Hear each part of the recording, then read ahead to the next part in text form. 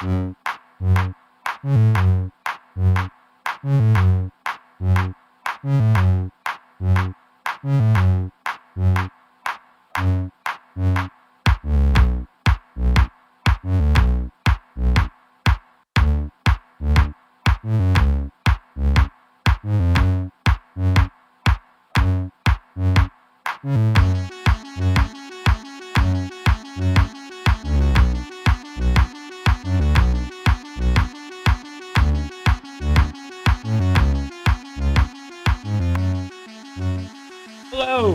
welcome to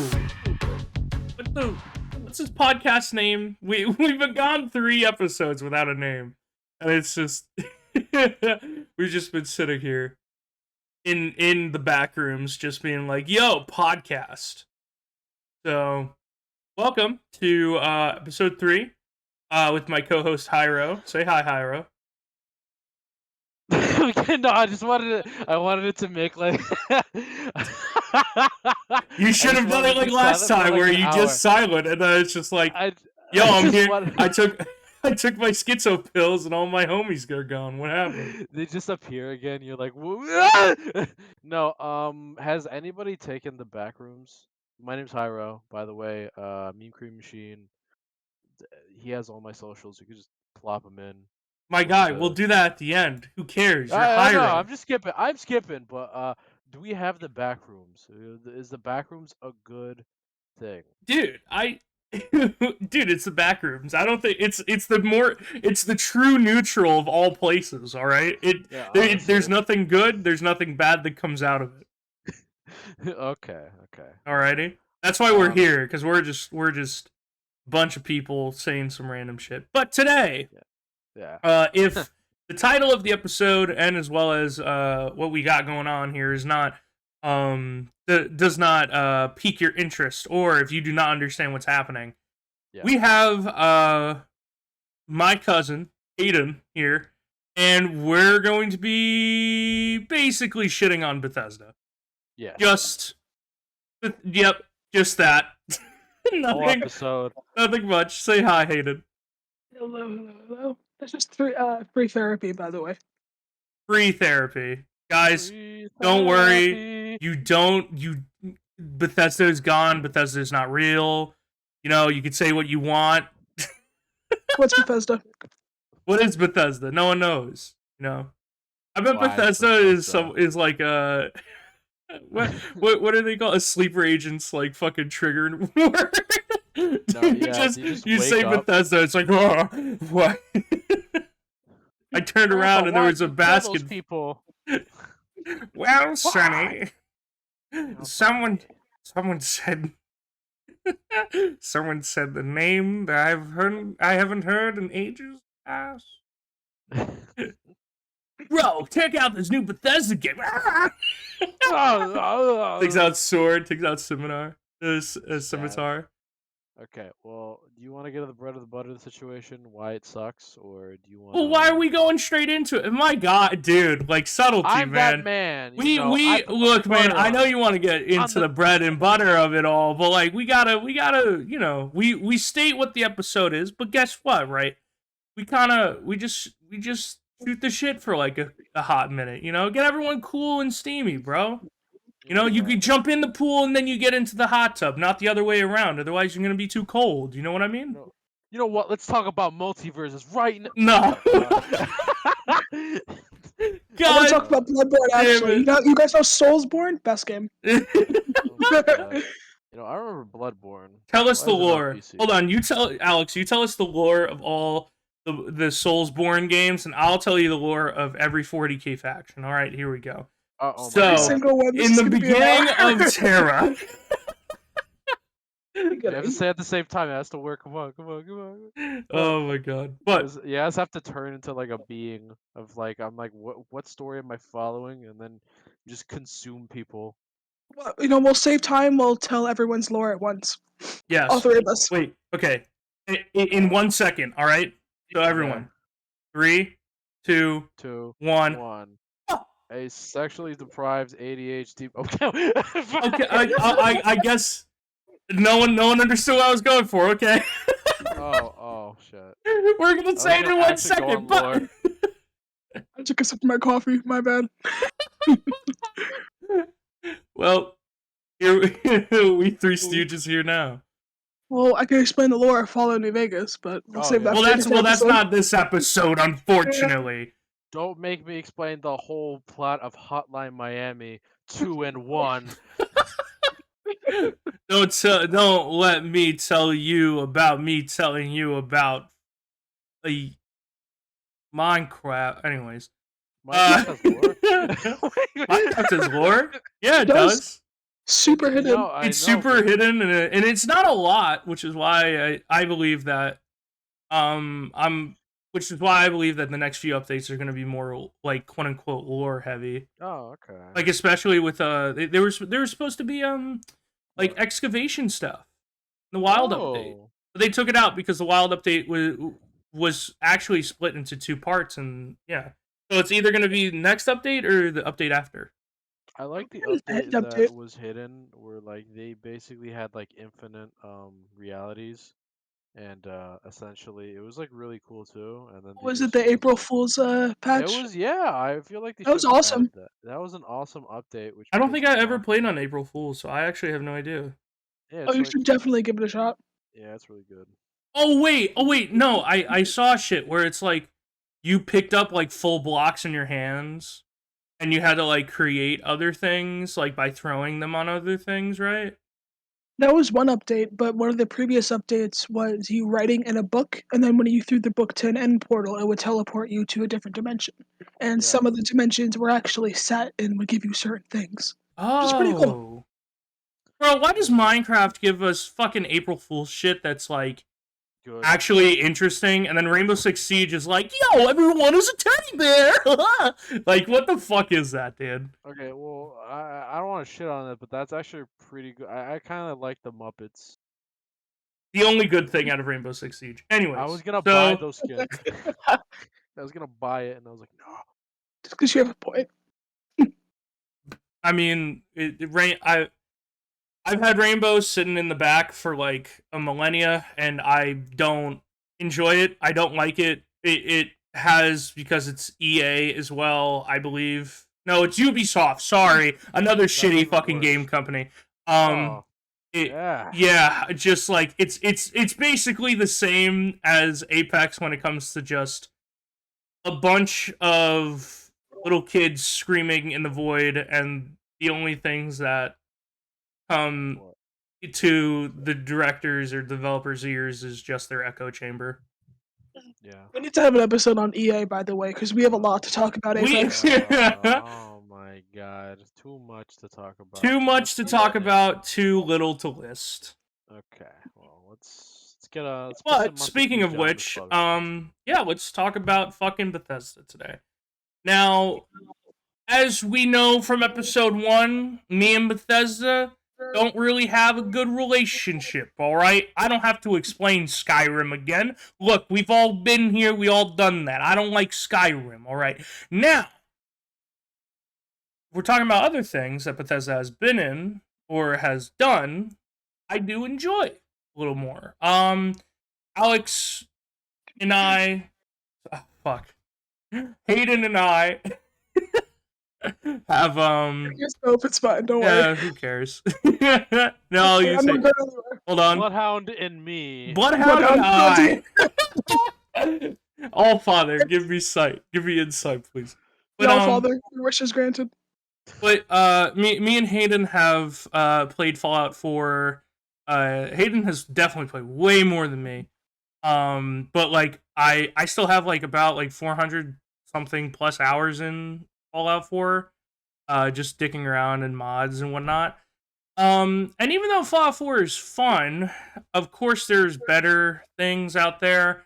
But we're not here talking about the good. We're here to talk about the bad and the ugly. So Fallout 76.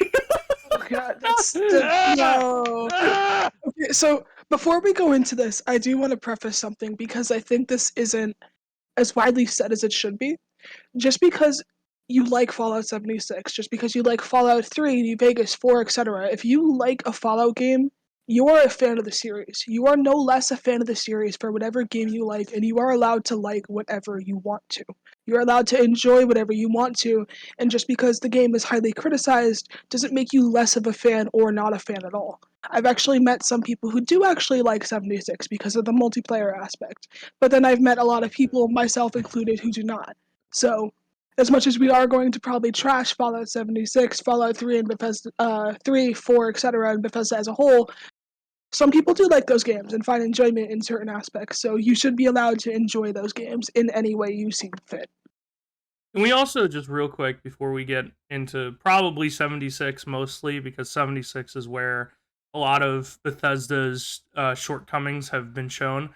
Can we also just talk about how Bethesda kind of sneaked, like they snooketh their little pinky toe into the doorway of Doom, and that like actually, do people even know that Bethesda didn't even make Doom? They were just kind of like the directors or whatnot. I know. Like, I know. they just kind of put their like thing on there and just was like, yeah, man, this is us, and it's like, no, it's not. You did nothing. I'm sorry. The same thing with EA and Apex, where it's like, it was like a branch company. It was Respawn? Yeah, it was Respawn, and Respawn made, Apex, and essentially, I mean, not saved EA, but I guess gave it a better reputation. Because I think what I thought about EA before Apex was just, sports games. Well, now we're also going in the reputation bar is like kind of coming down a bit. They're doing more bad than good right now. And but now they just I have understand what you're Apex. saying, though. But they're like, we made it. No, you didn't. Somebody helped you make it. Someone was holding your hand. Somebody was there. Look, I do gotta give credit is due. EA did make Plants vs. Zombies. That is what they made. Okay. And it's on multiple fucking platforms. It's on the DS. It's on the Xbox 360. It's on the computer. It's like, it's fun. Hey guys. Hey, everyone out there. If you haven't played Plants vs. Zombies, I have. It's pretty fun. But if you haven't, get a life and play it. Like, I don't know what else to tell you. It's a fun game. Hopefully you can find it for very cheap on like CD keys or some shit. Like for like $1 maybe, because as much as the game is fun, it basically is just like $1 game that you just play, and it's just fun. So go get the plants, kill the zombies. So that's crazy.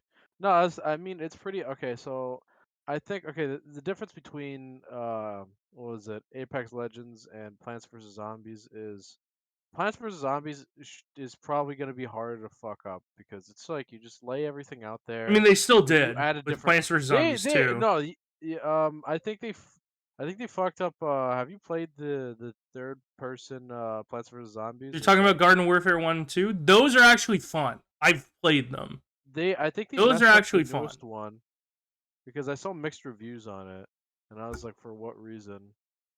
Well, it's team-based, like, hero battle type thing. It might be something where it's like you have to buy a character, this and that, blah, blah, blah. I mean, it was the start of the downfall of EA, but also EA being like, well, a lot of people are doing, like, you gotta buy a character so that you can play them, so why not we do it as well? And then, kind of snowballed into really poopy stuff. I don't think so, though. I think you can play every character, and I think I played 2. I don't know if I played the first one. I think I did play 2. Made Need for Speed? Oh, that's crazy. Okay, well, we're not. besides the point, and I have my own gripes with 2. I don't Plants vs Zombies 2, not Garden Warfare.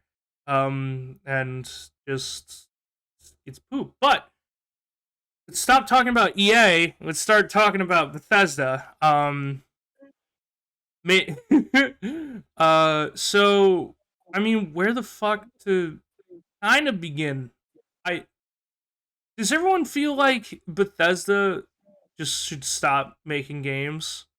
I think Bethesda should like fire everybody that's involved for the business strategy, because I think, okay, EA has probably some good coders, they have everything, but they're being like strongholded by probably the business aspect of it, where like you have to pump out at least something, and it's not polished, or they like either nerf something, or well, not nerf something. Sorry, I'm thinking about Apex. Sorry, same garbage, It's but unfinished. it's hard to separate the difference. But like I think in each of their companies, they have somebody that's good, but they're being strongholded by the business position of it, and that's what killed games like Cyberpunk 2077, and that's like the best example. Actually, I don't even need to continue talking, but yeah, No, guys, what do you agree with guys you. think? Wow. No, I agree with you. It's always the workers that do a very good job of delivering a game in most aspects, but Yeah. the games fall short because they're rushed by companies to meet that profit margin or whatever. I Yeah. think, like, to turn this into Bethesda specifically with Fallout 4, it's a great game. I don't know if it's a great Fallout game at certain aspects. Coming from somebody who has more hours, much more hours in Fallout New Vegas, um, Yeah. compared to Fallout 3 and 4. They're good games overall, but Fallout New Vegas is the most Fallout game, you could say. As Well, the I've thing. stated, ooh, Oh no! I'm sorry to interrupt, but no, I it's wanted fine. Alex to rephrase the creation of Fallout New Vegas, of you know uh you remember we were talking about this last night?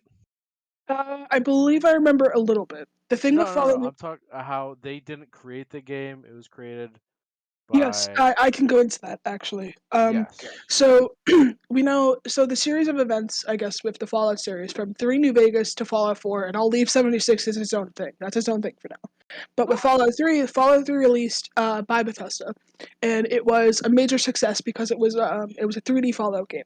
Very good, whatever. Liam Neeson, best dad, all that good stuff. And then Liam Neeson because of was in Fallout 3? he was your father, yeah. What? What? Okay, Yeah, now what the fuck? your That's boy did. fucking awesome. You know, Yeah. it's kind of funny because I didn't know Liam Neeson was Qui-Gon Jinn for like a while until Oh my until bro. I saw him. No, it was like I don't want you to because go see because Qui-Gon I Jinn. thought all I could think about Liam Neeson was the fucking guy that like you can't fuck with. He's like, I will find you and I Yeah, will that's kill fair. you. That's You took fair. my daughter. You took her away. That's all I Well, think about Liam Neeson. I can't think of him with a Not lightsaber. Schindler's List. Not Schindler's. in not what's his name in the Arkham Knight and What? yeah. What was He he? no, in Batman Begins, he's what's his name? The like Liam Neeson's a lot. the ninja, the like head ninja guy that like trains Bruce Wayne. Oh What's no his no yeah name? no I yeah forgot his yeah. name. It's like Ra's al Ghul. yeah, Ra's al Ghul. Well, And yeah. he's shown in like I believe in every single Dark Knight as well. Yeah. As like Yeah. visions and whatnot. Like even though he dies at the end, spoilers for fucking an old ass awesome movie. But like 10 even though years he old. dies at the end of Batman Begins, like he's still shown, I believe, in Dark Knight Rises and Dark Knight and Dark Knight Begins, or I can't think right now. Well, I Sorry. conclude from that. Even though Alex. he was shown like to die, and which is why like it's very interesting when he comes back and is like, is he an illusion? Did he not die? He doesn't touch Bruce, but like yet he's close to Bruce. Oh, okay. Okay. Let's go back to Alex's thing. Yes, let's go back to Hayden's thing. Hayden's Bloodhound. Fuck, jeez. Yes, all the above. You see my profile pic is Hound, and I'm sure there's going to be an image of Hound as I'm talking, so just whatever. Yes, Y'all father. 100%. Anyway, so to go back to the development of Fallout 3 New Vegas into 4. So Fallout 3, of course, released, with Liam Neeson. So obviously it was automatically a critical success. But because of the amount of attention and the success it got, Bethesda handed the development of the newest game to Obsidian Entertainment and was like, we need a new game. You got a year and a half, 2 years. That's it. Good luck. Have fun. Make a new game. Which is why New Vegas is just really built on top of the stuff from Fallout 3 because they had such a limited time frame to push things out. And they had to cut so much content to meet that deadline.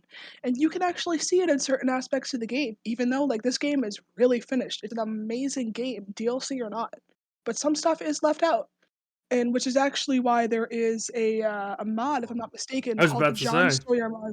There's a mod called the John Sawyer mod, or J Sawyer mod, or whatever it's called, that who was the lead director of Fallout New Vegas, who in which this mod actually reinstates a lot of this cut content, which is very interesting. But another sad part about the development of Fallout New Vegas is that Bethesda told Obsidian Entertainment that we'll give you a lot of funding, we'll do all these deals or whatever, if you meet a certain critic score. They needed a score of 85. They got an 84. They didn't really get any partnership deal after that. They didn't get anything after that because they didn't meet that score. And the reason they didn't meet Because that score is that how much Bethesda just Bethesda sucks. yeah. Yes. Also, just because of how the game released, because it was rushed, the game wasn't fully optimized. It is infamous for the crashes to this day. Of course, some mods fixed it, and it's more stable in the Ultimate Edition and like re-releases and whatnot. But that really hurt it on release. But now everything's really ironed out. And to go into Fallout 4, actually Bethesda, Obsidian didn't have their hands in it, and then I think it definitely shows. And to go into how Bethesda works with Fallout games, you can put Fallout 3 and 4 in its own category and put Fallout New Vegas in its own category. And to me, one of the most striking differences between those two sets is player choice. Because in Fallout 3 and Fallout 4, you have to sit through like a 10 to 20 minute long intro scene to actually get into the game. And even when you're in the games, you don't have a lot of choice. Fallout New Vegas' story, for I don't know how much of it you guys have played, but essentially you're a courier, you're interesting, you're tied up, someone's like, hey, you got this thing, I want it, kills you, leaves you for dead, you wake up in a doctor's office, okay, woohoo, adventure, find the man who shot you. You can do anything that you want. In Fallout 3, you're in a vault and you have to go through like a 15-minute long cutscene that's just walking around and your choices really don't affect anything. Walking simulator. Same thing with Fallout 4. It's like, oh yeah, nuclear bombs, your wife shot, take care of your kid. Like to play devil's advocate, because we both have had such a good time in Fallout 4. Fallout 4 is definitely more of an adventuring game, and this is what I was going to say before. Like I've said this in our first episode, Fallout 4 is definitely more of like an adventuring game with RPG aspects in it. It has a lot of stories and stuff like that, and as well as side quests, right? But however, the main story is what's seen as the quote-unquote most important thing in the game. Which, like, yeah, with an RPG, that does make sense, but at the same time, what you're also saying is what you said, Alex, there isn't a lot of choice. And thus, it's just like, well, you know, if we're talking about the selection of how you want to interact with people, you're either like, yes, an asshole, yes, but you're kind, and meh, or no, meaning yes, but I'll do it later, or I'll say yes later. So it's, like, whatever you do in the game, it's just like, yes, but no, but all this other shit, and it's just like, and then when it comes to towards the end, when like all the factions are like coming down on each other, and it's like you gotta choose a faction. It's like, well, why the fuck are you giving me a choice now? Like, why not just like make me a part of one faction if that's what the whole game was going to be about? That's issue of choice is also extreme. Like in Fallout 4, there is some choice, I guess, with factions and whatnot. But in Fallout 3, it was incredibly limited because the game always forced you to take the good route, no matter what. You could be like evil, I guess, in quotes, but you get like one more companion, and every single dialogue option just had to force you along the main quest. It was very strung along, very linear. 4 But or 3? 3. What? Yeah, That's like hella like 4 though. It's it's even more so prevalent in Fallout 3, I believe. Really? That's crazy to say. Yeah. You're telling me then that's literally like Fallout 3 is just an adventure game. Like it's just that. It might as well be like Legend of Zelda, where it's like Fallout 3. you are this character. This is who Yeah, you are. exactly. You are going to That's do these things. Not like you that's have any exactly what it choice. feels like. Thank you. That's exactly what it feels like. Fallout 4, with or without mods, at least you can have a little more character freedom, which is nice. That's fucking crazy to Mhm. say. Just sit through Fallout, like 30 minutes of Fallout 3, and you'll see exactly what I mean. Oh It's my just if you god. can get through the intro. I tried to actually restart Fallout 3 for the purpose of this podcast. I couldn't get through 5 minutes of it. Oh my I'm like, get me out of here. days. Get me back in the Mojave. Get me back in the the Commonwealth. I don't want to be Get me here. back to the beginning where it's like I got shot in the head and the doctor said, "Yeah, you're good now." And you're like, "What? I forgot." And then now you got to make the really big choices. Are you helping the town or you're saying fuck them? Mhm. That's the only thing that I remember in fucking New Vegas. I only played like that much. Man, it's No. Yeah. insert Big Iron. Just gonna get a cue of Edie doing the little soundtrack. Big Yeah, Iron that, on is here. so For a that's literally, desert, it's not as empty as you think it'd be. yeah, Yeah. no, that's why I love it. It's like, fucking Big Iron. I remember there's a thing where somebody paid with bottle caps to get Fallout 4, Hmm. and the amount of bottle caps that they used was probably more than the game was actually valued for. No, it actually what Matt Pat did a whole a video on it. Oh, it was the Which is opposite. hilarious. Was Yeah, he that did like a whole $4 video or on it, and he figured out that he paid what like $20 extra or some shit. I think I don't That's know, or it was hilarious. some like stupid shit. That's Out of all the game hilarious. theory videos that I've seen, that was probably like one of the best.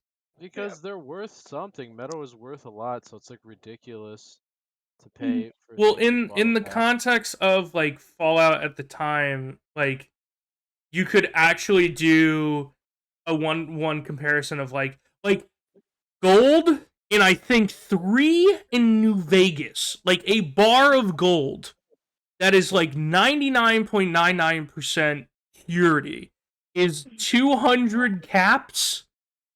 So actually, now that if we're doing the math, he actually, I think he actually got it for a way lower price. For like what, $4 or something like that, maybe? I So don't know. shit, so fucking bullshit. Or I don't know. I can't do the conversion in my head. It's video game to bottle cap to real life money bullshit. Just like I said, it's a very interesting and it's a very hilarious video episode of one of the few like better ones I gotta say of game theory that I would definitely recommend to anyone. But like, oh my god, that's crazy to hear about Fallout 3 just being like that, and then New Vegas coming right after that, and like, what, Obsidian being told like, "Yo, guys, like you got to make a game now." And being and them being like, shit, okay, let's take the let's salvage from the scraps and make a Fallout game. And like they debatably, I mean, for me, I don't like New Vegas that much. But maybe it's just because like I just don't know a lot about New Vegas. But anyways, it's just like it's very interesting to be like they were given such a short time period. They literally reused a lot of they reused probably 70% or 60% of like what Fallout 3 was and made a way better game than Yeah, Bethesda really ever could. yeah, Exactly. and that's the thing, and it's like it's kind of like we can take this bitch. It's like witnessing that, and you're just kind of like, oh well, I guess they got the better end of the deal. Fucking Bethesda, they kind of bamboozled a poor bunch of people that made a better game later on in life. And I'm kind of scared because like Doom is already a good franchise and they're slowly putting their fingers closer and closer to Doom. Well, I don't know Like, if they could. I don't think the community would allow Bethesda to truly fucking put a vice hold onto Doom at all. The next Doom game by Bethesda is just an audiobook. Please don't. Please do not don't even laugh that. because literally that was Doom Eternal with all of like the backstory type shit. And like I think I've explained this to Jairo, and like I think this is where Bethesda was like, okay, you guys gotta like actually start making progress, and everyone was like, well, fucking, we have like a whole story that we want to tell. We don't want to tell it in like 3 fucking games or some bullshit DLC that they still made DLC. I don't think it was bullshit, to be honest. I believe it was like 2 parts or whatever. It was pretty good, right? Really good, so what they did was like all the lore that they had was, instead of like shown, was told just through like and you would get it through like ways of like, it would be right in front of you on the path, on the main path, or you would go around and get the secret. And it's like, but so I just did this like awesome fucking jump, like this consecutive jump with like a missile launcher and like my double jump and a dash to get over to this like bridge that I only saw a glimpse of in this fucking cutscene, and now you're giving me a 3-paragraph essay about the ruins of this place, when literally you probably could have made a cutscene that was about a minute long of like Doom Guy walking down it and seeing everything that was here, and him cutting back to where he is now and fighting demons and shit, which would have been way better. Let me interrupt you. Let me play devil's advocate, actually. That's fine. That's fine. Come on. This is kind of funny to say. Okay, so essentially... No, Jairo, let me play devil's advocate. Okay, so... Yeah, no, the thing is, a lot of... there are straightforward things that you should know about in Doom, but a lot of it is hidden through texts and things that you collect throughout the map. That is shitty, by the way. But there's so much, like, story that, like, if they put it all in cutscenes, I would probably jump out of a window. Like, it's like there's a lot, and the thing is, like, in some of the important aspects, and uh, and I don't want to spoil anything because the game's still recent in history, but it's 2 years old, my guy. That is still new, and that's not. I'm sorry, that is not new.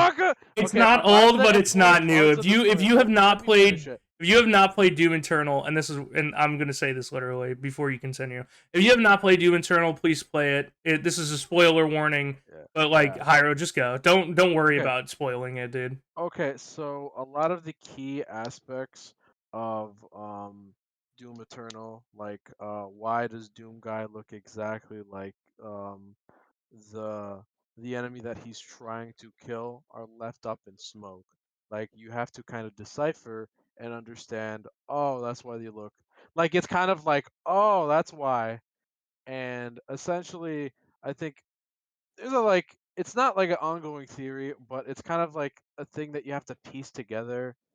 But essentially, Doom Guy looks exactly like the creator, or well, he's like a representation of what Lucifer is just simply that Doom Guy was destined to murder him and take his place, but didn't. He was destined by essentially what is God, but God we don't see throughout the game. He just kind of appears as like he was an energy source that was kind of destroyed, but essentially still exists, which is kind of weird because he's supposed to be weaker than the person that you are fighting, but also is has created everything, which is kind of weird. So essentially, man, this just reeks of stupid Bethesda type bullshit. No, it's not stupid. It's like a lot of it is smoke. Don't say that. No, what I mean is just like a lot of like just freaking. Oh my god, you probably have to go through so many fucking hidden backwater shit to understand any of it, and it's kind of Yeah, sad. that's why like I scour throughout the maps and I look for the codexes essentially. Like that's And what I there are mean. Like, why did this story have to be like that? Why couldn't it Well, just because they there's a have be? to go to lot. the back rooms for There's the a lore. lot. So like there's a You need lot. a backrooms for the law. It's like okay. Hey guys, do you guys want to read the Bible while you're playing a fucking FPS That's game? what I No, you mean. don't. Then no, You don't you want to do don't. But that. it still Don't do happens, that. Hyro. It still happens, It right? still Like happens. but like, look.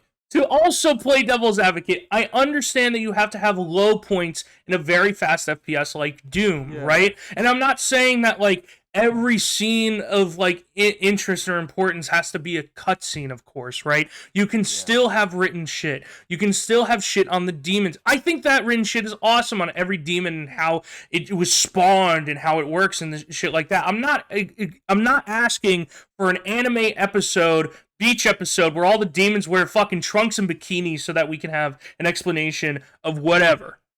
Yeah. That's not what I'm saying.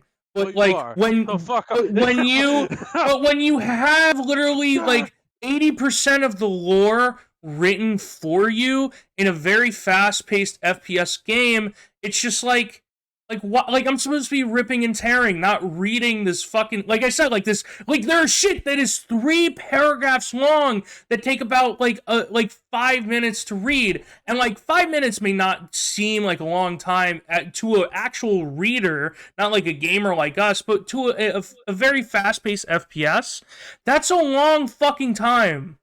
Well, Ben, let me play devil's advocate again. No, okay, so basically Doom was a simplistic story that essentially became more as time progressed. That's all I could really say about that And let's because just Doom was leave it at simply that. Let's talk a about story. Bethesda. You know what? I'm gonna kill you. We'll leave Doom for another episode. We can't keep doing this. I will fly This tangent is over, and we'll shelve it for later.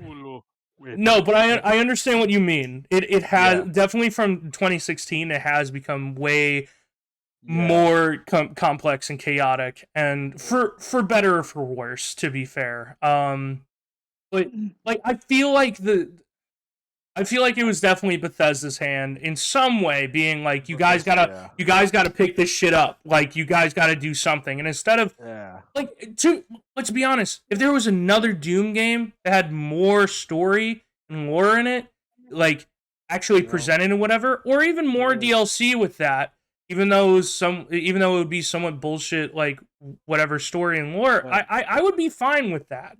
You know, instead of just it all being, instead of the game having it all written out, you know, show don't tell.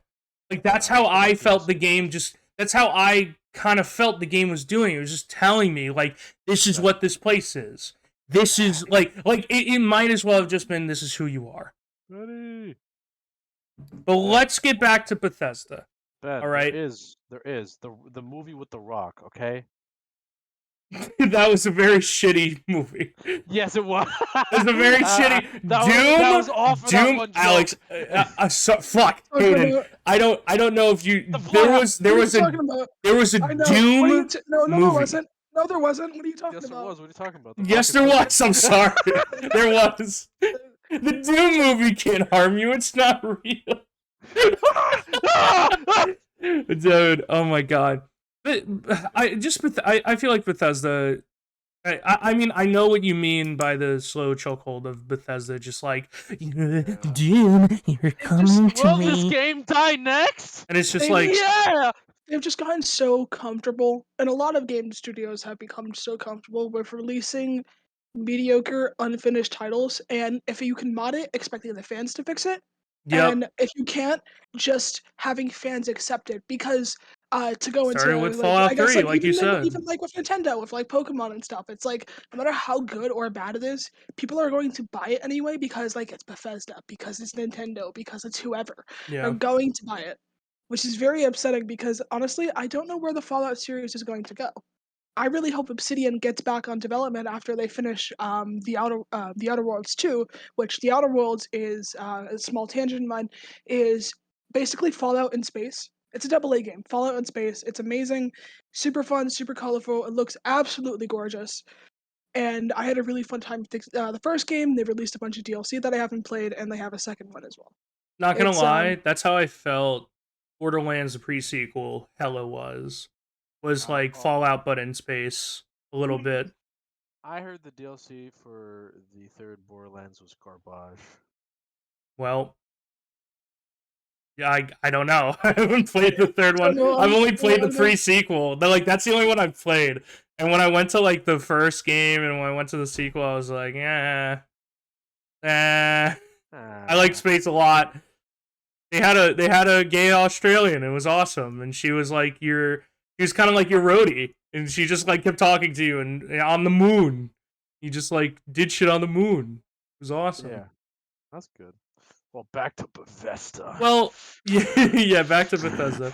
Like I said, I've already explained Skyrim. I haven't played anything before Skyrim, like Morrowind or fucking I don't even know like what was right after it. And I haven't even played anything after Skyrim, like Elder Scrolls Online, which is like I have experience with it. You have explain. So, excuse me. Dies. I just disintegrate on the spot. Sorry, I got something stuck in my throat. Anytime I talk about Bethesda, it's a panic response. Yeah. The thing with ESO, it is meant to be like Skyrim Online, and it does that well to some aspects. It's interesting, but there is a lot of things you can pay for. There's a lot of things like it's just riddled with microtransactions. There's daily stuff to do. Honestly, a lot of it felt like just running around in circles trying to focus on certain daily things and then like getting off. And then if you don't have anyone to play with, honestly, don't even bother. It is not meant for solo. I mean, you can play it solo, but it is preferred with friends. That's the whole point, of course, as the multiplayer game. But it's kind of boring, honestly. Ooh. I mean, Skyrim has certain aspects where I'm like, oh man, this is a slog, but like ESO is a lot worse. Really, really, very, very repetitive. And more than Destiny? Destiny, with my somewhat Destiny experience, I haven't played the first one actually. Me neither. Only second.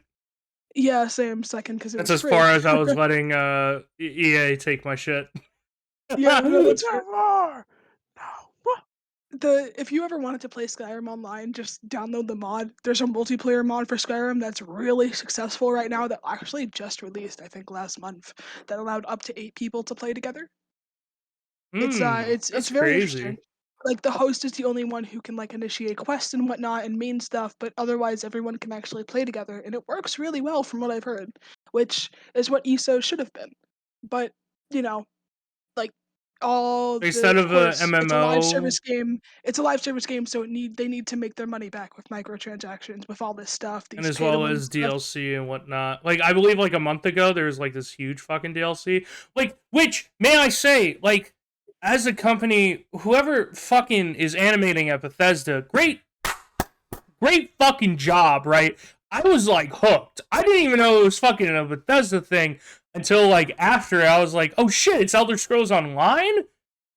Like it reminded me of, I don't even know. It was just so good. It reminded me actually of like Critical Role animated shit. Like it was just that. It was just a bunch of. It was a wizard. It was a wizard and a barbarian and a rogue just fighting this. Like it looked like an iron knuckle, like from Legend of Zelda. This huge hulking fucking thing, and it took like a whole building to fall on it, and all 3 of them to destroy it. And I was like, holy shit, that looks awesome. But it probably is not as fun if I play it. You know what I mean? Honestly, it's not. I completely agree. The trailer for it was amazing. It was so cool. It's like, yeah, D&D, finally, like we can play D&D Skyrim. This is amazing. And then you get into it, and you're literally running around in circles. Yeah. Uh-oh. You're dying. The Bethesda assassins have got you. They're taking me next. They found me. Okay, I gotta go out of here. I'm back.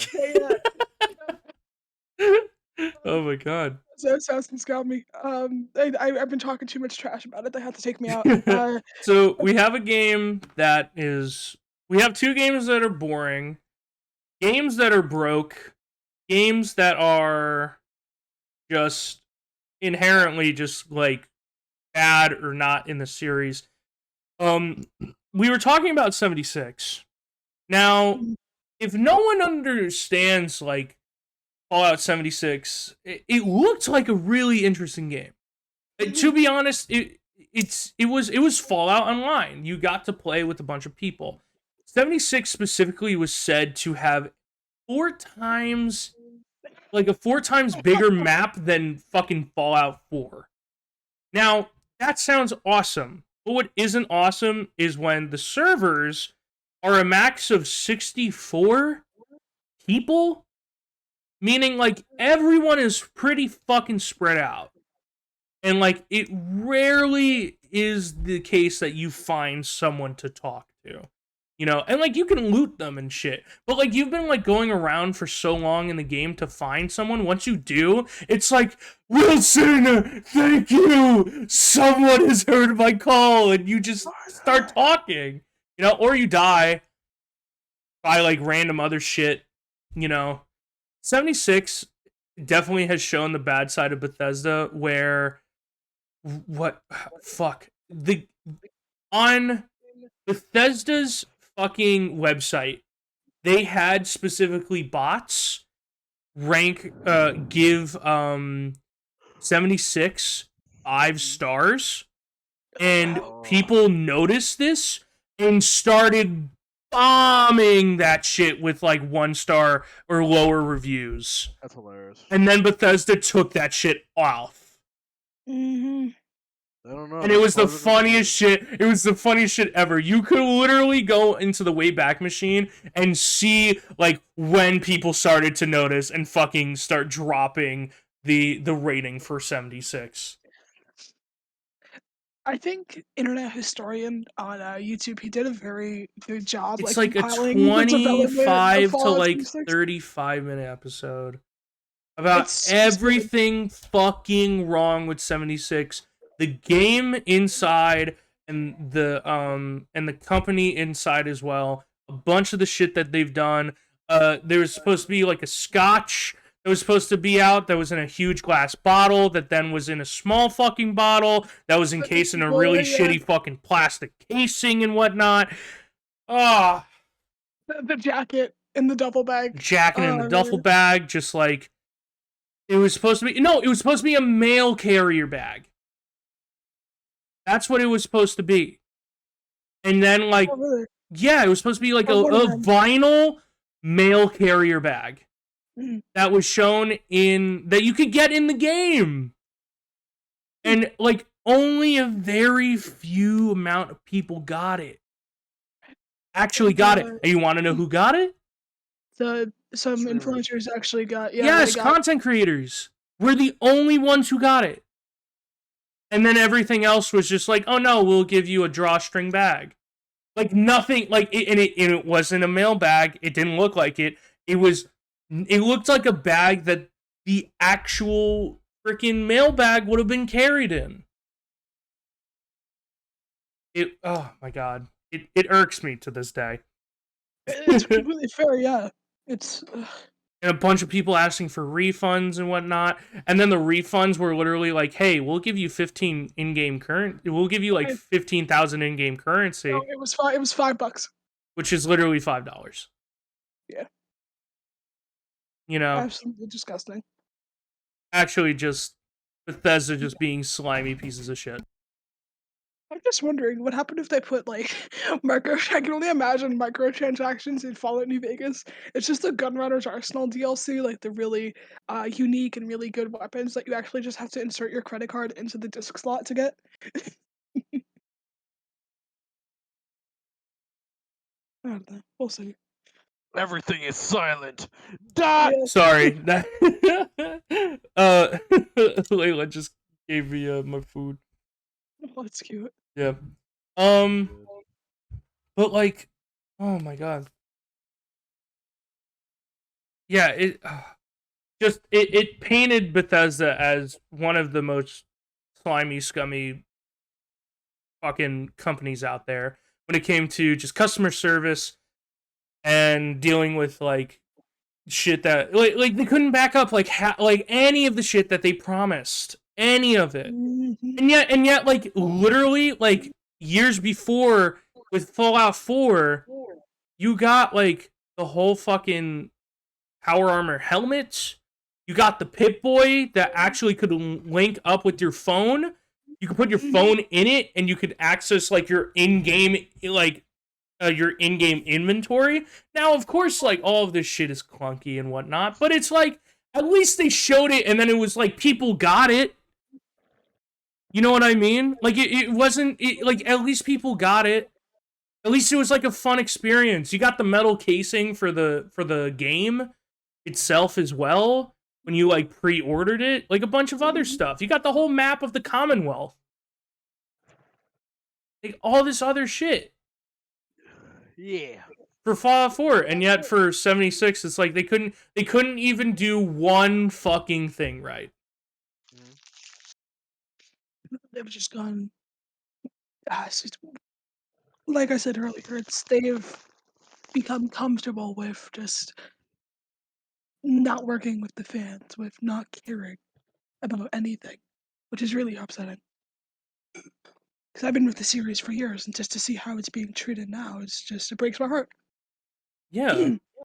Especially a game company that has made and been able to make like awesome shit, awesome stuff. Like not to make this also another fucking Skyrim rant, but like as I stated before, Skyrim in the beginning of the game is so fun. It's so epic. You feel so powerful.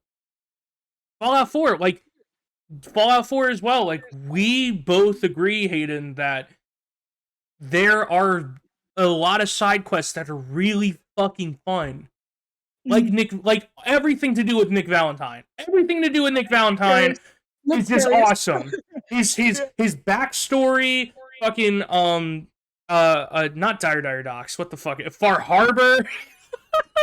Nuka World is fun. The song is stuck in my head to this day. Far Harbor, Nuka World. I mean, Nuka World. A lot of people don't like the ending. I know that because it's like the bad ending is really shitty, and the only really good ending is to do a good ending with. I don't know. I don't care. But besides the point, it's like everything to do with Nick Valentine is awesome, right? Silver Shroud is always awesome to fucking do. For me, was another favorite quest I was explaining to Jairo last night. Like I was doing it as I was explaining it to him. That one's always stuck in my head. That's a favorite one. Silver Shroud. Silver Shroud and Cabin House. I don't think I've ever done Cabin House. It's one of the actual quests where you have to make like a moral choice, which I think is why I like it so much. Where like you mean an actual choice? Yeah, like rewards are locked if you don't. Oh wow! Depending on your choice, so there's actually some weight behind it. I mean, if you care about the loot, you take whatever route you like. But essentially, the Cabin House quest involved a father who was trapped in not Parsons. Is it Parsons? Yeah, Parsons, insane asylum. He has a special artifact, and his powers need to be contained. But he's being held there prisoner. Oh wait, no, I know exactly. Yes. Cabin House. There's a ghoul that you talk to in a Good Neighbor, right? Yeah, you talk to him in Good Neighbor, and he's like, come to the cabin house, whatever. And it's all about like this. That's also a really good. That's also, I have to say, a really good quest. You're right about that. The whole idea about it is it's just a family trying to keep their father safe, but they can't really do it anymore. To an extent. To an extent, they can't really do it anymore. Not just that, but I don't even think they're essentially keeping him safe anymore. I think it's a push. They're keeping the Commonwealth safe from him. Also, they're using him because of his blood to keep them immortal. Yeah, that's right. So it's like, do you side with Lorenzo or do you side with Jack? And personally, I usually side with Lorenzo because Lorenzo's a bit he's a bit out there because he's from the 1800s. So he literally has no idea what's going on. He didn't even know. I don't even know if he knew there was war going on or whatever. He's just like, there's a lot to explore. There's a lot we can do. There's a lot of good in this Commonwealth, but now there's no rules, so you can do whatever you want, which I guess is fair. It'd be cool if we had some other impact in the game, but I mean, I guess to end the Like quest, that was nice. if you heard Lorenzo on the radio, like on Diamond City, if like Trevor got him in there somewhere, or Trevor just being like, there's a man that's doing this as well, like not like someone else doing shit in the Commonwealth besides just you. Exactly. To make it like the game or the world surrounding the game or the world inside the game is still moving and trucking without you, the player, doing shit, which makes it more dynamic and which makes it feel like the character, aka you, the player, are actually doing things in this made-up world. I will say that's really what I liked about 3 had this as well. I don't remember much about it, but definitely in Fallout New Vegas. Mr. New Vegas on the radio, you actually couldn't go to see him because it was cut content. His like shack was cut content. But yeah, it was so cool. They had everything planned out, but again, time crunch with Bethesda and whatnot. But it was really cool to actually hear the impact of what you were doing in the world. It wasn't just you're just somebody. Like you weren't just you're the courier. Horny killing or murder killing. What the fuck is it called in D&D? When you're murder hobos, just like going through shit like fucking lifeless zombies. Mm-hmm. It was. I could go into so much of how much I love New Vegas, but we gotta save that for another episode. Yeah, we gotta save that for another episode. New Vegas is good. It's probably like the only. It's probably. I do have to agree, even though I don't like New Vegas, it's probably one of the few better Fallout games. There's probably just the best one. When it comes to mods, when it comes to just character creation, and it's just all good, I feel. It's if you ever wanted to play like a Fallout game to get into the series, excuse me, I personally, my thing into the series, my introduction into the series, I started with Fallout 4. Then I went to New Vegas, and then I went to 3. And the only reason I had Fallout 3 is because it came free with Fallout 4. At least my edition did. Otherwise, I would never even actually pick it up because 3 is not something I like. It's not something that a lot of people like. I know there's some people that are like 3 is better than New Vegas or whatever, and again, that's fine. It's just not me. It's fine. Your opinions are not facts, your opinions. And so we can say that your opinion is shit. But everyone's entitled to their own opinion, even if yours is wrong. Yes, even though yours is wrong, ours is right always. But anyway. Facts? Feelings? Fuck you, okay? You're malding, bro. You're malding. But anyways. I personally, also starting from Fallout 4, I would personally start with New Vegas. Start with New Vegas and see how shit is. Because I think New Vegas will give you a better experience with like Fallout as a whole, and will actually allow you to kind of be like, instead of doing the same shit in Fallout 4, allow you to be like, okay, well, yeah, I can do these 3 quests over and over and over again, like I do always whenever I play Fallout 4. But maybe I should actually try new shit and explore. Because, like, to be fair, Fallout 4 has such a huge and diverse map. There's so much shit that actually goes on in it. There's so much shit in it as well. From dangerous creatures to fucking, like, Willy Wonka Factory-esque fucking Nuka Land. Or Nuka World, sorry. To, like, the outer reaches of a new fucking zone, like Far Harbor and shit. It's just, like, there's just a bunch of stuff that, personally, like, I think if you play Fallout New Vegas, you'll play Fallout 4 like New Vegas. And for better or for worse, I think you will enjoy Fallout 4 a little bit more because of exploration. Because I think as much as, like I said before, as much as it is a big-ass map, unless like you explore, the game is going to want you to play heavy into the main story. I think you can agree with that as well, Alex. It's just like, well, if you got nothing else to do, then fucking find Sean. I don't know what to tell you. Yeah, you can only do so many settlement needs your help quests. Yeah. Or so many pick up so many railroad drops or so many brotherhood whatever. I have done. Continue. Sorry.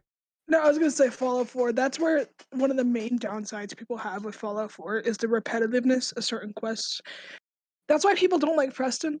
I really like Preston as a companion, and he's a good person, which I really like. And he has some interesting backstory behind him. He falls short of a lot of people because he's like the another settlement needs your help of the endless meme.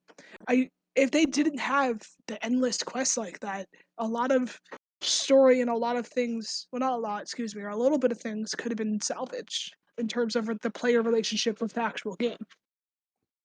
And with an RPG, like that's the main thing, is the player relationship with the actual game and the world. When your wife dies in the beginning of Fallout 4, sorry, I got a huge spoiler, I guess, but it's literally in the fucking 5 to 10 minutes of the beginning of the game. You feel attached to the world, to her. Your son gets fucking taken. It's like it is very important. And it kind of hurts it at the same time, because it's like the game also makes it the main priority, which isn't true. It hurts. The lack of player like I said earlier, the lack of player choice is what hurts, and it's a very crippling effect on the game. Again, with 3 and not New Vegas, excuse me, 3 and Fallout 3 and 4. Yeah, in Fallout 4, like the first cutscene, I guess you're like, man, this sucks. You're really motivated to go because it's like your first playthrough. But the second one, you're like, can I do literally anything else? It forces. I don't like that it forces you along this path, regardless of if you were to look at a branching quest line in Fallout New Vegas and then compare it to Fallout 4. It is just literally Fallout 4 is the trunk of a tree. It's just the trunk of a tree. It is. With no branches. It's just straight up. It's just a straight line. It's like a straight line, straight down, and then the two other lines curve around into a circle. It's like the Bloodborne symbol. Everything comes back to the middle. Like you have no choice. It's why I've actually the alternate start mods are very popular for Fallout 3 and 4. Just to get you out of that. Is Go it ahead, really Jairo. bad, like perspectively? So like, what is the best one in your opinion? The best what? Fallout? Fallout? Yes. New Vegas, hands down. DLC or not, even if you were to match every single Fallout game with DLC, New Vegas 4 and then 3. Or like, excuse me, at least the 3D ones. I'm excluding 76 because that's its own entity entirely. Honestly, it's very New true. Vegas I personally think New Vegas could rival Fallout 4 and 3 if they both had DLC and New Vegas did it. Very strong opinion there. But again, I'm subject to a bit of bias because I have like 1,000 hours in New Vegas, like over 500 in Fallout 4, and I got like, I don't know, 20 in Fallout 3. And from my bias of starting and just continuing with Fallout 4 and then going into New Vegas, just like Hayden, I do have to agree with him where it's like, as much as I probably didn't really get used to the game and the mechanics in the beginning of New Vegas, I was like, damn, like I really could do anything right now. Like I just don't know anything in the game, so like I just couldn't like get used to just going somewhere and doing it. You know, unlike Fallout 4, where like I said, it's hella like just here is point A, here is point B, here is point C, and you're going to C, and of course you can go to CA or you could go to CB, but like you're still going to go back to point D at the end, or you're still going to have to finish point C to then go to point D, you know, while like New Vegas is like, yo, throw that fucking dart at that map, go there, start doing shit, and you could start your game anywhere. Like that's how the game is. It's incredible for that. It really is. And interesting thing, I guess, to bring up a reputation system, the karma plays a really big role in Fallout New Vegas. There is one in Fallout 3, but again, Fallout 3 is different because it always usually forces you along the good path. But Fallout New Vegas, you will get warnings for different factions every time you do something good or bad. So if like kill a powder ganger or something, it's like, oh, they're looking at you a bit strange. They don't really trust you. If you in the first quest or the first, I guess, tutorial quest in quotes, if you just kill them outright, you'll be villainized and they'll just shoot you on sight. Yeah, You'll that's get different it. statuses. They don't even And, want to talk to you. that message pop up that's like, oh, you're villainized. They don't want to work with you. I've seen that so many times in New Vegas because that's actually that's like the whole thing. In Fallout The 4, karma system. the only time I've seen villainized, that's the word I'm looking for. In Fallout 4, the first time I saw that you were villainized by a faction with the pop-up was when I was siding with my Institute run and I had to kill the Brotherhood of Steel and just destroy him. I have never seen my impact on the game until that point. Yeah. And it shouldn't have taken that long to actually see something like that happen. And unless you've been doing like hurt. really fucked up shit in front of like Nick Valentine or whoever, you're not going to see that. Like you're not. You know, like every companion has their own somewhat quote unquote karma system. And when you get to a certain point of like good karma, you will then unlock a specific quest for them. And that can unlock basically you being able to romance them as well. And other things. Unfortunately, you can't do it with Nick Valentine. And I say this actually with a very heavy heart because Nick Valentine he's just the best synth. He just truly is. Like you can't. He's just the best. He's just the best man. His voice is awesome. What he wears is awesome. Fucking, I like deck him out with Silver Shroud type bullshit, and he looks dapper as all hell. He's got the fucking swag, right? But like, unless you start doing a lot of like weird shit in front of characters, and you see like everyone will remember that, or like everyone hates you, or whatever, you like there really is no like conflict. And then like if a companion does see that, you can send them back to like a base, and you could still take them as a companion later on after things have cooled down to then get your karma back up with them. And it's like that. Then there's really is no fucking consequence. Or you could just charisma check it right out at the beginning and just completely avoid it. Yeah. You shouldn't. It just goes to show that in Fallout 4 you could literally do anything, and then it's just like no one seems to care. You can do whatever you want in this little box. And it's like, oh, well, yeah, in this little sandbox, you can do whatever you want. Can I take things from outside the sandbox? No. Can I bring things from outside the sandbox inside of it? Maybe. Okay. This isn't really fun. I don't give a shit. Here's a shovel. Like, like, and it's the DLC. and like some things are, and like I said, some things are fun in the game. Some things are like, oh my fucking god, yes, I did this. You know, the whole like. It's just sad when I say that the whole quest with Nick Valentine, like, it's just, and it sucks that Nick Valentine becomes part of the main quest, but soon after is then a side quest that is the best thing to happen. And to add on to Nick Valentine, there is actually a romance mod for him that's like fully voiced and everything. That is fucking awesome. I've played through it because again, Nick is one of, if not my favorite companion in Fallout 4. It's a very well done mod. And it should have been in base game. There are so many things that could and should have been in the regular game that Bethesda just didn't put in. Did you know that you were originally supposed to be able to have a robot companion and a human companion like you were in Fallout New Vegas?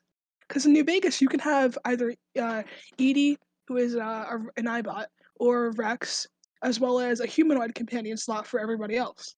You can't do that in Fallout 4. You were supposed to. And even without looking into the game files for the dialogue, etc., the perk tree also explains it because a dog meets individual perks. Oh, yeah. Oh shit, yeah, because dog meat is his own entity in a sense. And Mhm. he does have like his own individual perks specifically, And it's why the lone including wanderer the perk lone doesn't affect wanderer. him. Yeah, Yeah. the lone wanderer perk for anyone who doesn't know, the lone wanderer perk allows you to carry more and I believe do more damage when Yeah. you don't have a Take less companion. damage, yeah. But the But thing dog meat doesn't is, count. yeah, dog meat isn't a companion technically in the game, even though like he does everything that a companion does do, which is attack. He can pin characters. He can kill characters as well. You can give him stuff to carry. You can give him armor as well, which is fucking awesome to think about. And the only thing So he what doesn't is do he? is talk. I guess that's Oh. the main thing that doesn't like that constitutes as not a companion is that he doesn't talk. He just mimes and mimics. He just gives you like sounds and whatever. And he's a fucking German Shepherd. He's cute. He's awesome. Best boy. He's best boy. I wish you could rename him. It would be actually cool. I like dog meat though because dog I meat do like was dog in meat though.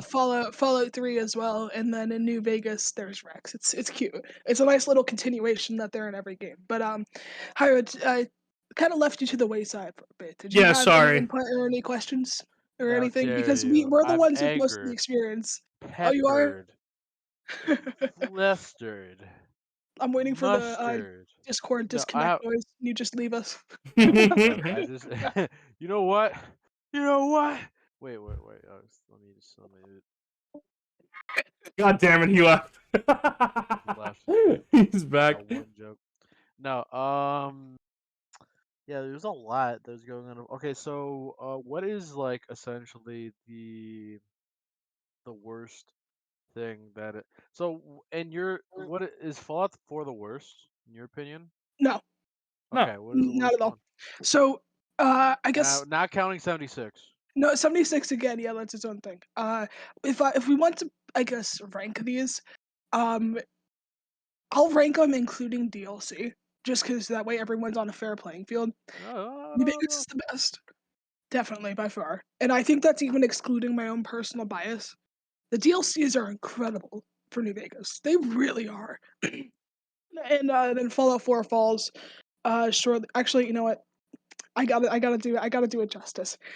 New Vegas has some really good DLCs. There's like Old World Blues, where you're transported to this crater, this laboratory that was in a mountain, and it's called Big Mountain, but it's really just a big crater because it was like blown up. Uh, and you get to meet all these robot companions, like a murder toaster and like an auto doc that's your friend, and then you get brain shelved. You literally walk in and they're like, "Yeah, we lost your brain. Go find it." And what? the only reason you survived the lobotomy was because you were shot in the head in the beginning of the game that changed the shape of your brain in a bit. And then Whoa. yeah, That's actually that's very it. interesting.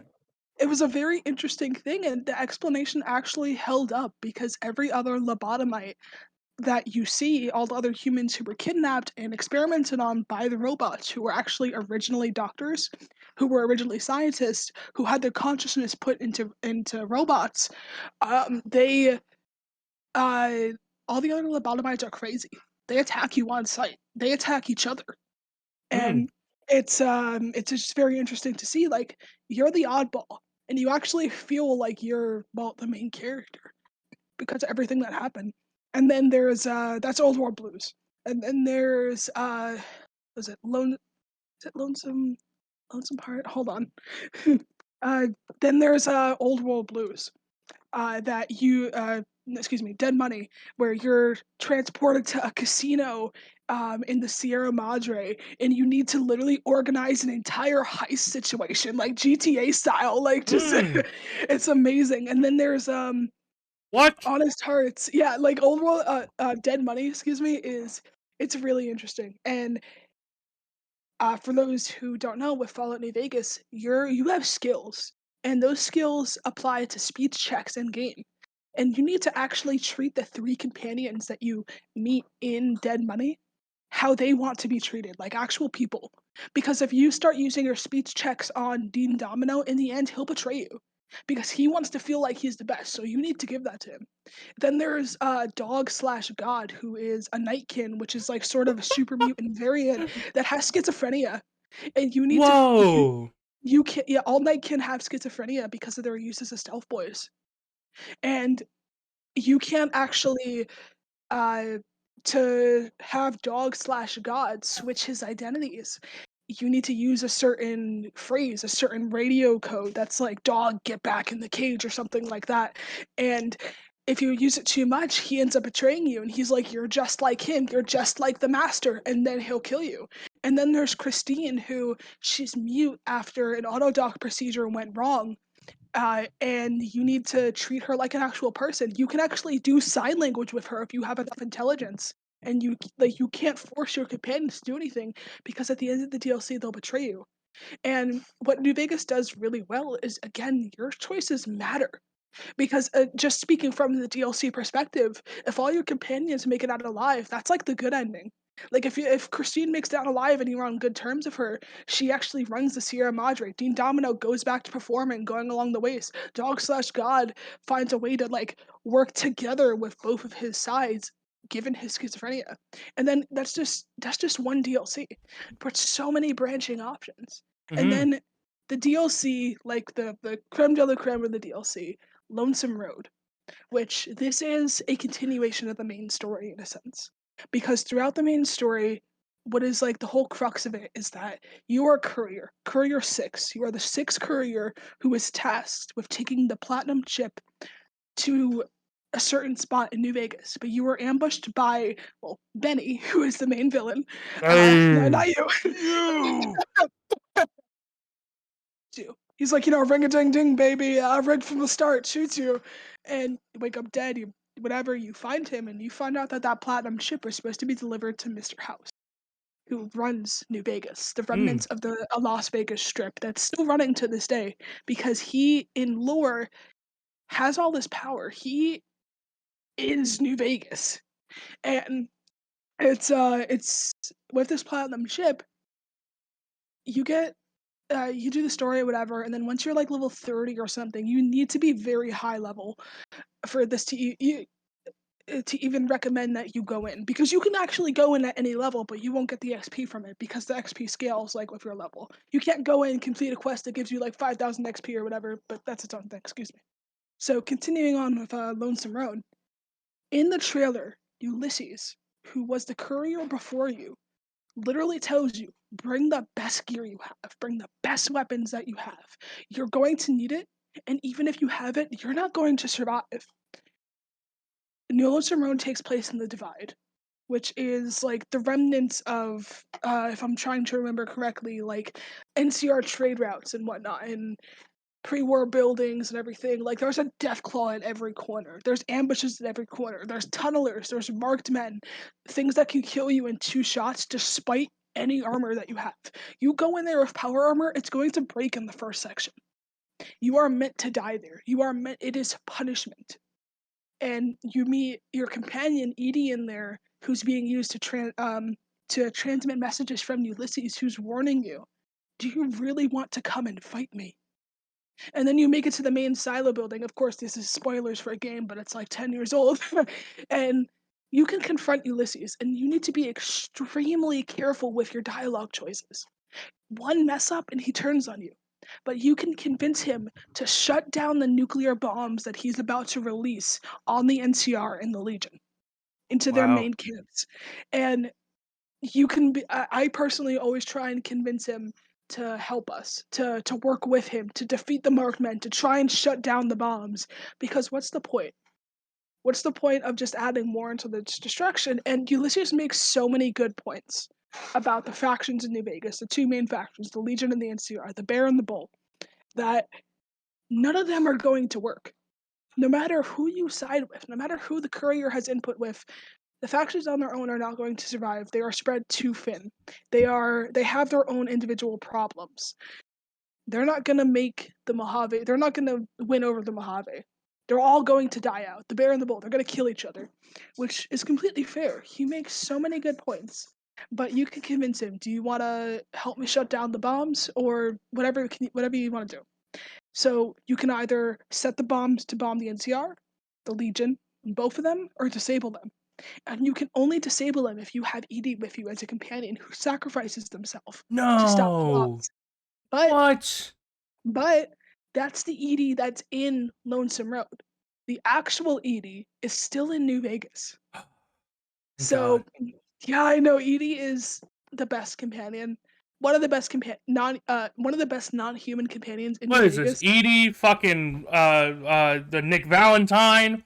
What is Yeah, this? What is this robot. telling us about Fallout and about like the world and whatnot? Are humans just like that much of monsters that like robots are just like the best because they just Wait, are? They're the most human in like after literally the fallout of everything. They just have more humanity than humans who just become animals. I think so, honestly. That I I wouldn't- like that. I think would have been an amazing theme for Fallout 4 if Fallout 4 was more like New Vegas. Are we just the yeah. animals in the wastelands, or can we be actually human again? Which then you could make Preston the truly good end, quote unquote.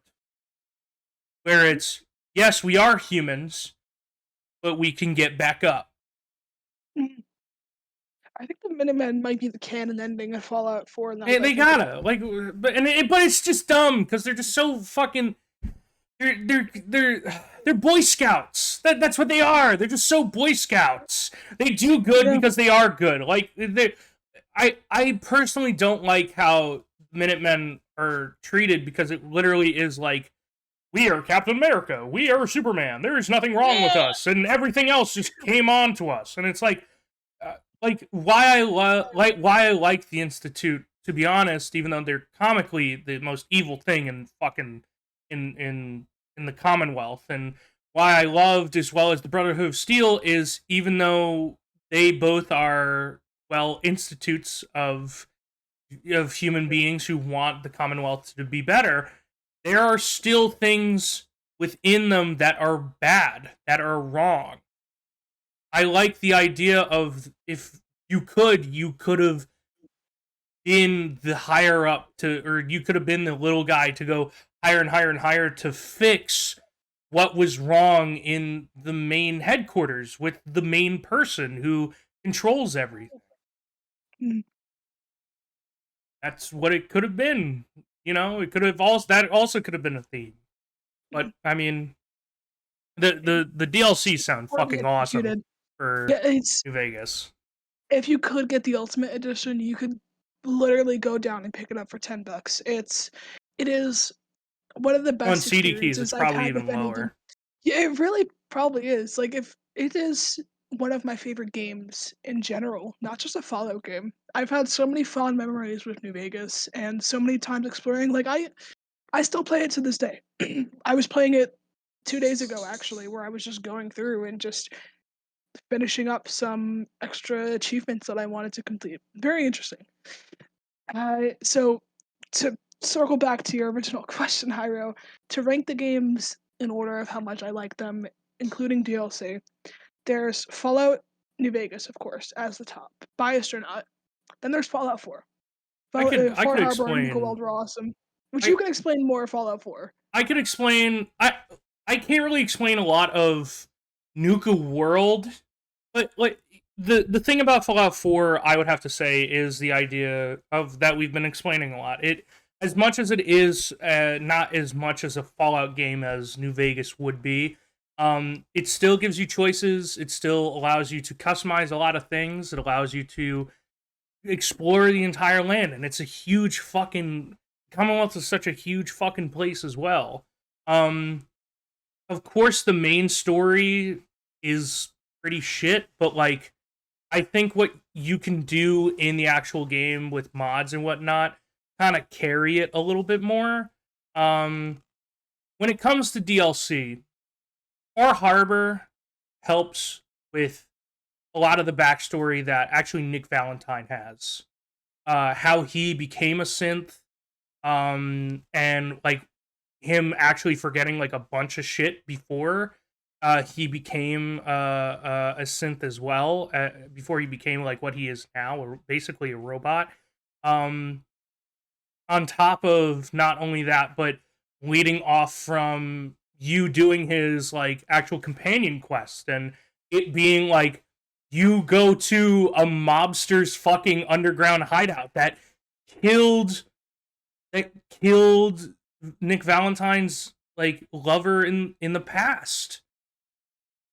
And like he's been tracking him down and he knows exactly where he is, but like he never had the help to like actually do it. And you're there and you're like, fuck it, Nick, I'll help. And I'm glad that the story just didn't end there. It continued with Far Harbor. And Far Harbor also was a new world, basically, with new things to explore and as well as like new creatures to see.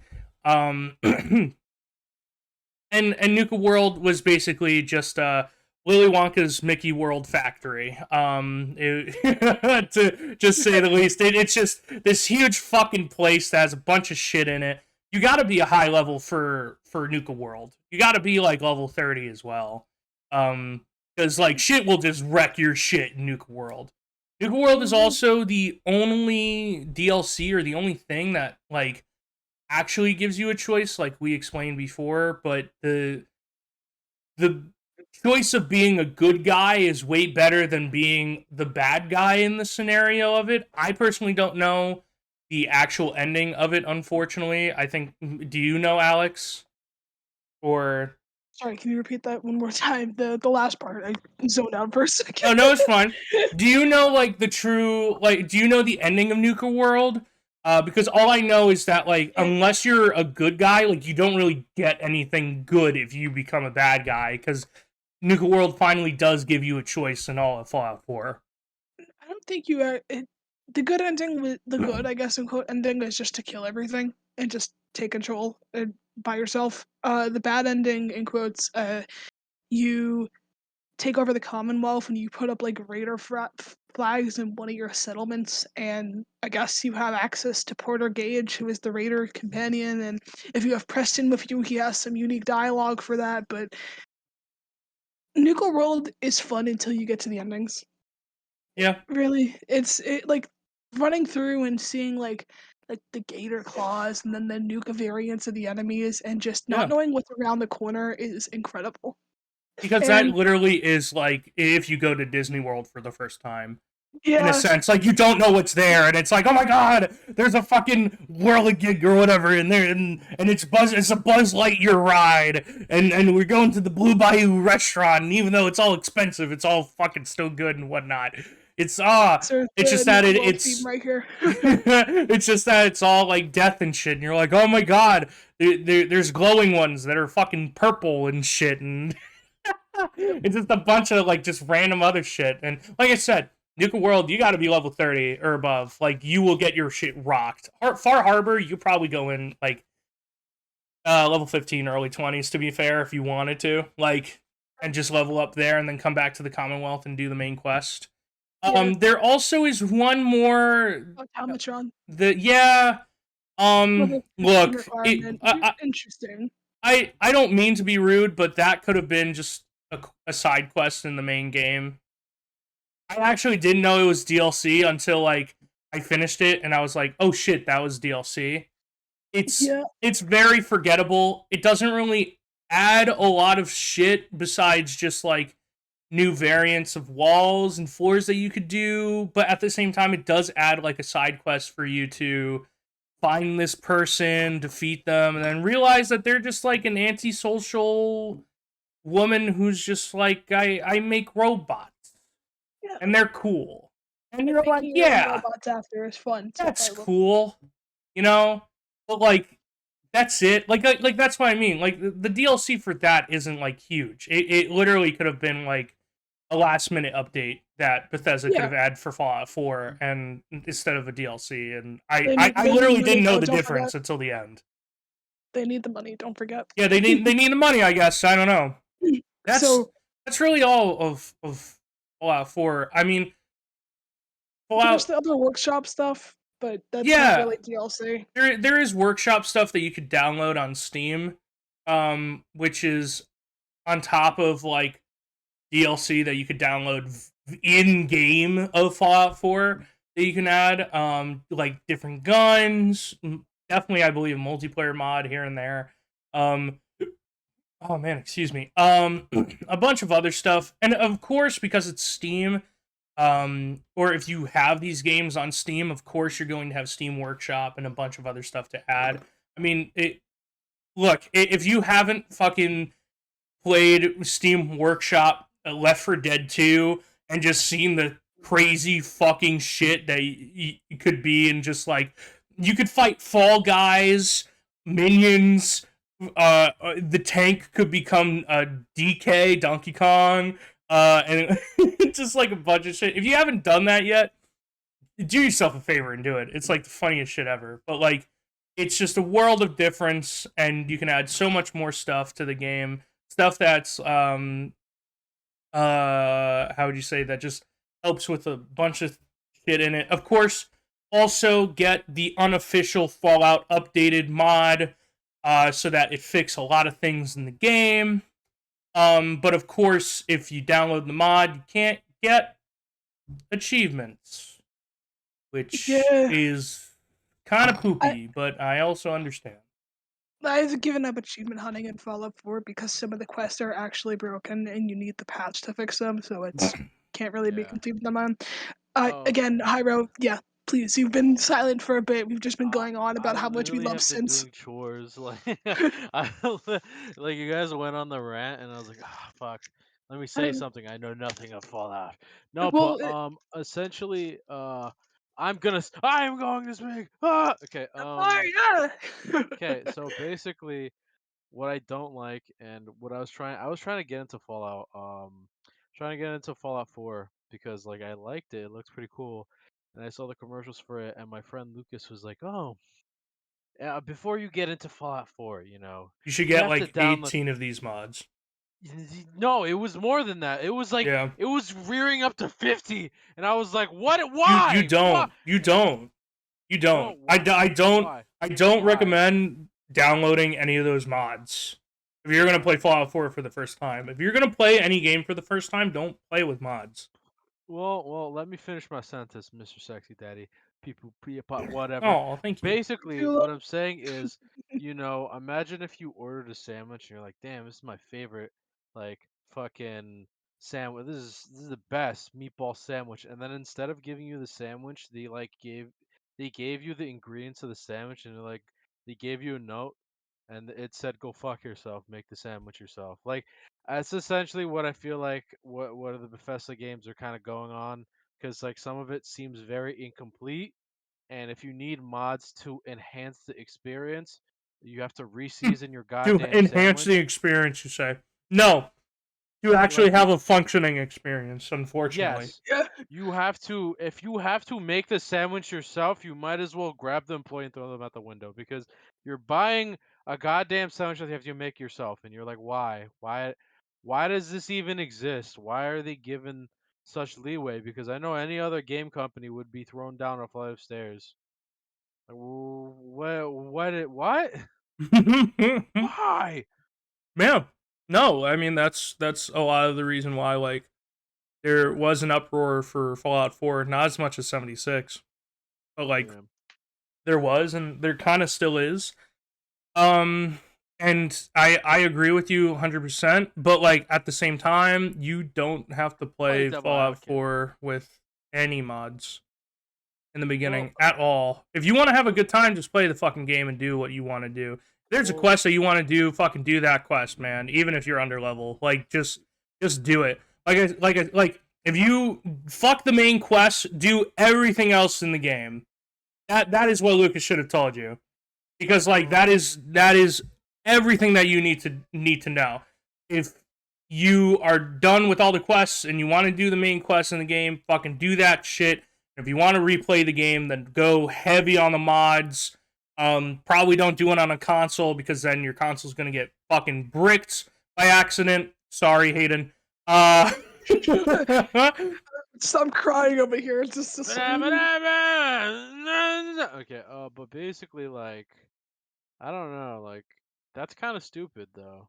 If I know Hayden was talking about how the enhancements help the game in very crucial ways. Where like I don't know, you're talking about the storm became better or something. I Yeah, forgot. I was last night. I was actually reading Jairo, my mod list for Fallout 4, and I play on my Xbox, so I can only have up to 2 gigs allocated for it.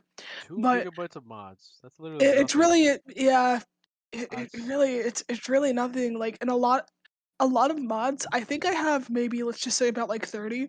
If I had 30, 25 of them are just general fixes or textures or like some of the mods that I personally deem necessary are, of course, the unofficial patch. But True Storms is another great mod. Vivid Weather, Vivid Water, Galaxy Night Sky, Renner's Radio mod, things like that. That actually, or like the blood texture fix, or other or how face the fuck texture are the blood? fixes. How the fuck are the? How is the face texture and blood texture fucked up for this game? There's actually okay. So the blood textures are just kind of in base game. They look just flat. And the blood texture fix, it actually adds dimension to it, so it looks real, which is really nice. Like a regular game, it just looks monotone, like a red color. It takes you really out of it. It doesn't sit right on the enemies.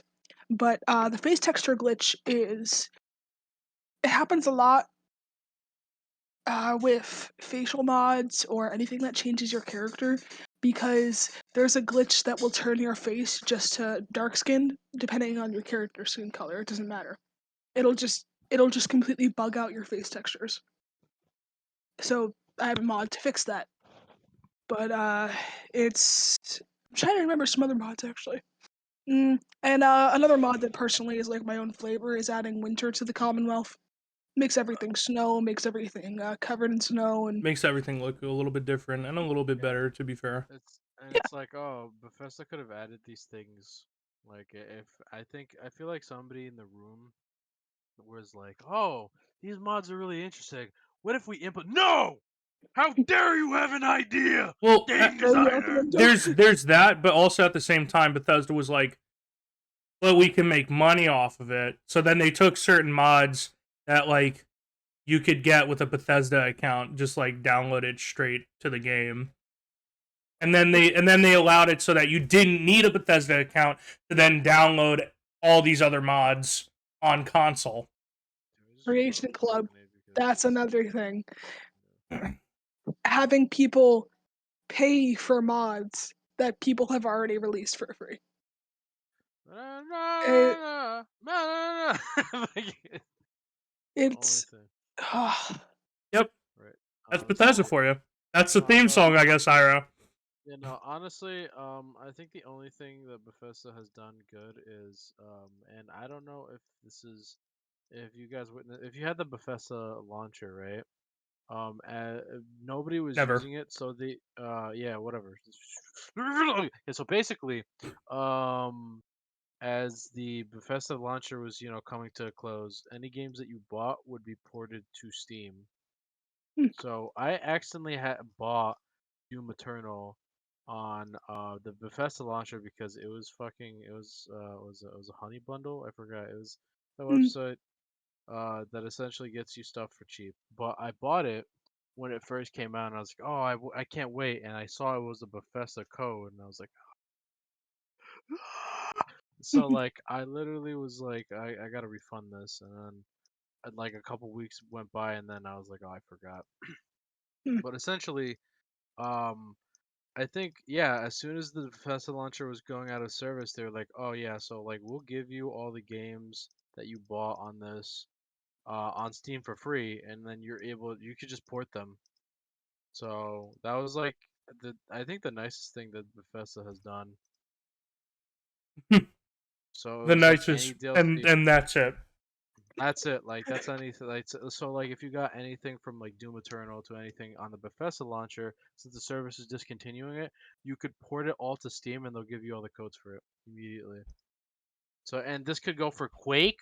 This can go for Hmm, anything associated with it. I don't know if it's for Fallout, but yeah, essentially it would just read your Steam account and then it just give you the codes, and hmm, you that's get all those interesting. games for free. Yeah, and you get all the DLC and everything. It was actually really nice.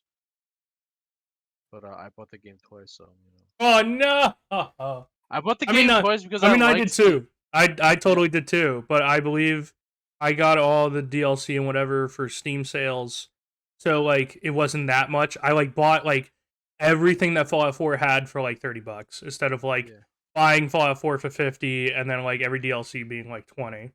I usually wait for those games to get on sale and then I just immediately buy them.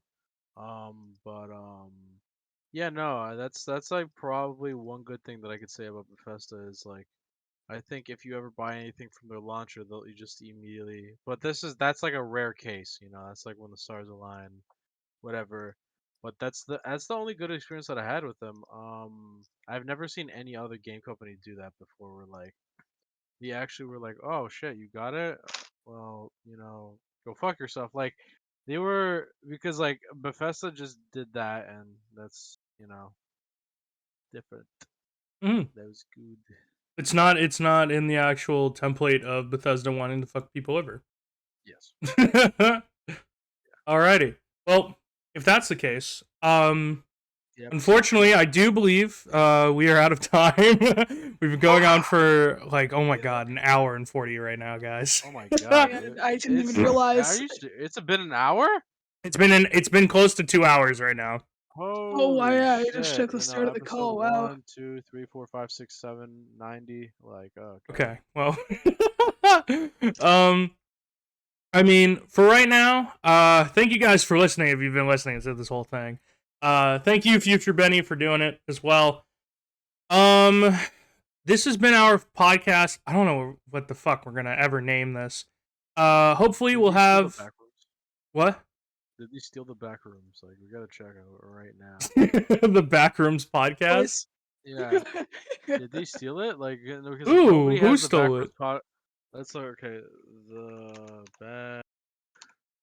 Well, anyways, as Jairo is doing that, hopefully we'll have Hayden here on another episode where we actually fully go into Fallout New Vegas, and me and Jairo just kind of sit down and we listen to what Hayden has to say about it. Unlike Jairo listening to me and Hayden about Fallout and Bethesda in general. Speaking of which, Hayden, do you want to like shout anything out? The only thing that's stuck in my head right now is the Bethesda musical on YouTube with just Todd Howard going, "It just works" over and over again. I just, man, all I know is right after this, I'm just gonna go play Fallout New Vegas or Fallout 4 with mods. It's the only thing I can tolerate right now. Oh my god! But no. But thank you for having me on this episode. I appreciate it. I have a lot to say about Fallout. It's really close to my heart. Well, hopefully we can have you on even more episodes later on. Yeah. Especially when we talk shit about Pokemon. Anyways, so so when I do, not when we. I think I'm the only one who would. But anyways, if that's it, Jairo, same shit, different day. Yeah. Le cream machine. Machine, le cream, theme. No, I don't fucking know what. Cream. Okay. You can find Jairo everywhere else. And me, if you're already got this YouTube channel, fucking awesome. Yeah. And yeah, that's it for me. I don't know. Say bye, guys. Bye. Bye. I was suck my dick. Shut the fuck up.